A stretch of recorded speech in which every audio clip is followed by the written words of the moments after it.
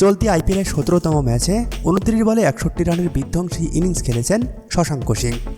এই শশাঙ্ক সিংকে নিলামে ভুল করে কিনেছিল পাঞ্জাব কিংস। যখন বুঝতে পেরেছিলেন তারা ভুল ক্রিকেটারকে কিনে ফেলেছেন, তখন তাকে ফিরিয়ে নিতে কত না নাটকই হয়েছিল। একজন প্রফেশনাল ক্রিকেটারের জন্য তা কতটা লজ্জাজনক সেটা হয়তো শশাঙ্ক সিং ছাড়া আর কে বা ভালো জানে। 17তম ম্যাচে শশাঙ্ক সিংয়ের খেলাটা ছিল দুর্দান্ত। তার সাথে হয়ে যাওয়ার লজ্জাজনক ঘটনার বিরুদ্ধে এক একটা বাউন্ডারির জবাবটা যেন মেশানো ছিল।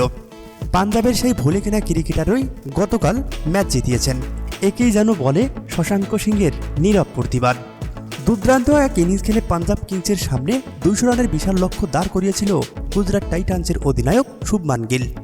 ম্যাচের 10ম ওভার শেষেও জয়ের আভাস ছিল গুজরাট টাইটান্সের পক্ষে, কিন্তু শেষ দিকে সবকিছু ধূলিসাৎ করে পাঞ্জাব কিংসকে দয়ের বন্দরে পৌঁছালেন ভুলে কেনা সেই ক্রিকেটার শশাঙ্ক সিং। এই ক্রিকেটারের ঝড়ো ইনিংসের ওপর ভর করে এক বল হাতে রেখেই জয়ের বন্দরে পৌঁছে যায় পাঞ্জাব কিংস। শেষ পর্যন্ত 29 বলে 6 চার এবং 4 ছক্কায় 61 রানের অপরাজিত ইনিংস খেলেন শশাঙ্ক সিং।